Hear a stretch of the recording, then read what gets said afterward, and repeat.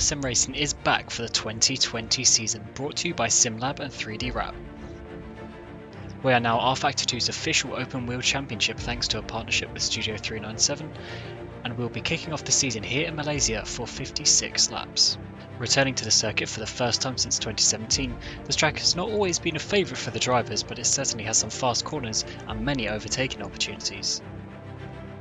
Burst Esport enter Formula Sim Racing with two teams, and you may recognise some of them from the ACR outfit who will not be present this season. Reigning Drivers' Champion Jani Simicic took pole position ahead of the 2016 champion Jeroen Kwijkel, who returns to FSR with new team HM Engineering. Michi Hoyer starts third for Burst Simplexity ahead of Jan Woznica, who's making his debut as a reserve for HM Engineering Yellow, the colour scheme coming from their new partnership with Invictus Motorsport. A new team as well is Evolution Motorsport, with Dennis Jordan starting in 5th, ahead of Tom Southerly, Peter Burlak and David Rodger. And the 20th season of Formula Sim Racing is about to get underway. As the light goes out, Jani Simicic gets a good launch, but so does Michi Hoyer, who gets alongside Jeroen Kwijkel as we come down to turn 1 for the first time this decade.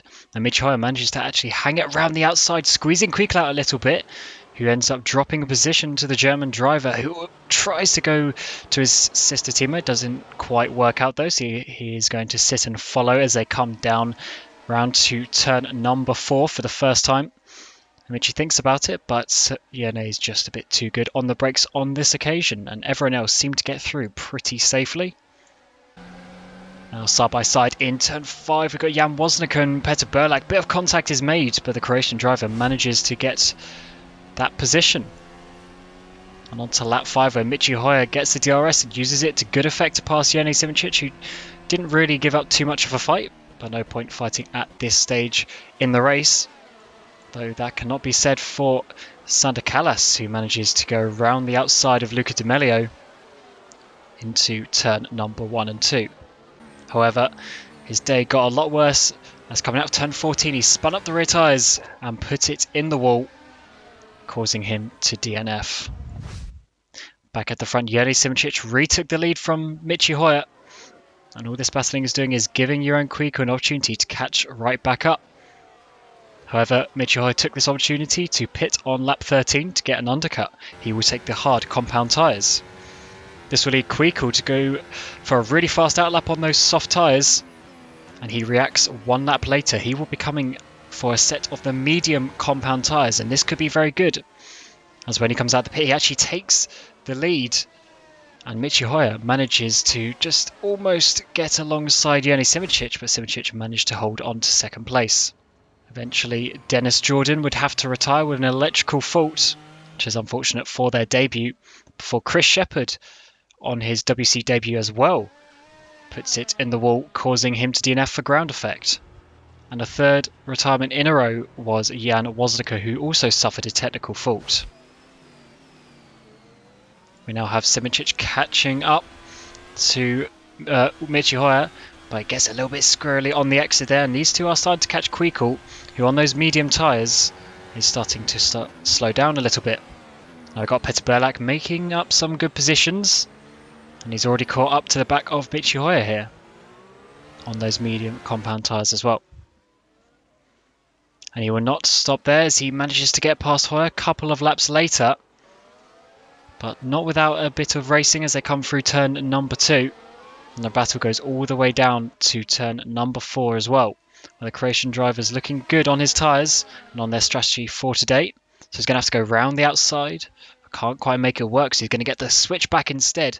And if he can hold this round the outside of turn 5, this would be a very good move, but he's already done it with Woznica. Can he make it work this time around? Yes, he can, as they go into the right-hander of turn 6. And then David Rodger unfortunately had a half spin there, which cost him quite a bit of time and a bit of tyre wear, but that won't be his day over just yet. Now Jani Simicic is going for the lead with Jeroen Kwijkel, but Kwijkel battling really hard on his ever-wearing medium tyres, and he's really starting to struggle with those rear tyres especially. And Simicic won't give up this lead just yet though, as he goes to the inside and tries to make it stick But Jeroen was very good on the brakes and manages to hold it around the outside of turn number 2. But can he hold it on to the lead? Tiny bit of contact there, but nothing too bad. And Simicic takes the lead. And eventually Kwiku makes his second pit stop and surprisingly goes for another set of the mediums when Michihoya behind him takes another set of the hard tyres. Then a few laps later, Yone comes into the pit for his second pit stop, also taking another set of the hard tyres, but not without a couple of issues because he brakes too early, misses his pit box and has to lose a bit of time there to make sure he gets into the pit lane correctly. And that cost him quite dearly as they come out. Petter Berlag now, having also made his pit stop, is in a really good position in third place right now, but just gets caught over a bump in the dirty air. Manages to save it pretty well, but he's losing loads of time here as he manages to recover. But this is not good for his race-winning hopes. However, we'll have to see where he can come back later on in the race. And Kwiku is now defending for this whole second half of the race. But can he hold on to these two Burst Esports cars? Despite him being on the softer tyres that will definitely degrade around this high-wearing Malaysia circuit. Now Michihoya is trying to get down the inside of turn number 1, but Kwiku was really good on the brakes today, side by side again, trying to hold it into turn 2, both giving each other good space. Awesome racing between these two. And Michihoya has seemingly got past, but Kwiku is not giving up just yet as they come into turn 4. We know how good he is on the brakes. He's going to launch one down the outside to try and go around the outside, but gets squeezed out a little bit, which means Simicic uses the opportunity to come down the inside. Tiny bit of contact is made, but nothing too bad. And the Slovenian manages to make the place. But Kwiku, a little bit annoyed from that, is really looking to get back on this. And he sends a massive dive bomb down the inside of Yene Simicic and actually makes it work. So he's back up into second place. Simicic now realising the heat in this battle is rising, goes right up against the wall to try and get past Kwiku and manages to get down the inside. But has he made it stick? No, there's going to be a bit of contact. And Simicic goes for a little spin, but manages to get back out in front of Petter Berlag, which is pretty good for him. However, it was Jim Paresis who was on the charge in this second part of the race, taking the soft tyres for this last stint, making up some really good ground as he gets past one of the Ghost Speed cars there, and later on gets past his teammate Petter Berlag as well. So is Jim Paresis coming for a podium finish here? Now Yone Simicic going to the outside of Kwiku this time. Can he make it work? They've been battling the whole race so far. He's now going to have to go round the outside just like Kwiku's done on a few occasions, but can he keep it down the inside? Yes, he can, but will he be able to get the traction? We know Kwiku's struggling a little bit, and yeah, Kwiku gets a bit of a wiggle there.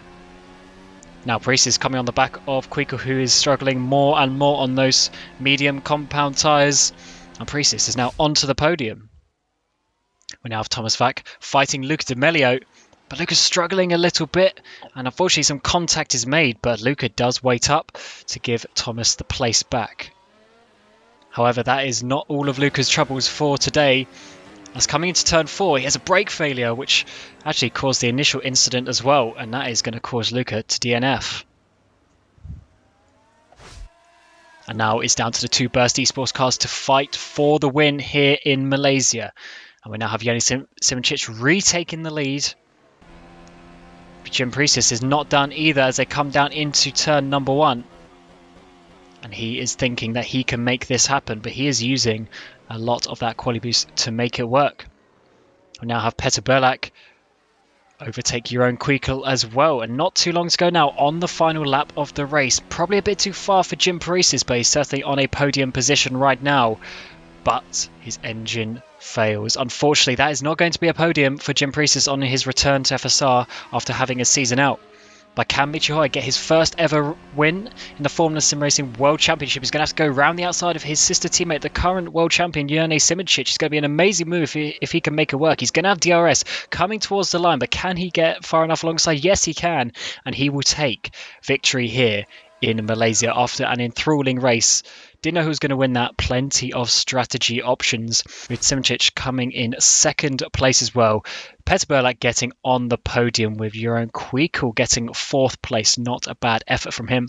David Mocek managed to get 5th in the end, ahead of Tom Sadley, who had a quiet race down in 6th. Alex Siebel gets a few points for Evolution Motorsport on their debut ahead of Stephen Michaels, and probably a disappointed Janos Brakshock. He had a really good winter series, winning that in fact. However, didn't quite translate to the real season car, so we'll have to see what he and his Ghostby teammate Sadly do this season. Then Thomas Vack, despite that contact with Luke D'Amelio, actually managed to get a point, so good job for him on his WC full-time debut. And then Robin Panzar saw 11th place and Geordie's Wise rounding out the top 12. And as a result of that, the standings reflect the result of today's race with the top 10 scoring points. And in the Constructors, it looks like it's going to be a close battle this season between the two Burst esports teams and also HM Engineering Red. And not too far behind them is Edge, Ghostspeed and Evolution. That is it from here in Malaysia on the 29th of March. We will be heading to Imola, the first time we've been there in quite a few years, and we will look forward to seeing you then. But until then, I've been your commentator, Cameron Rodger, and until the next race, we will see you soon.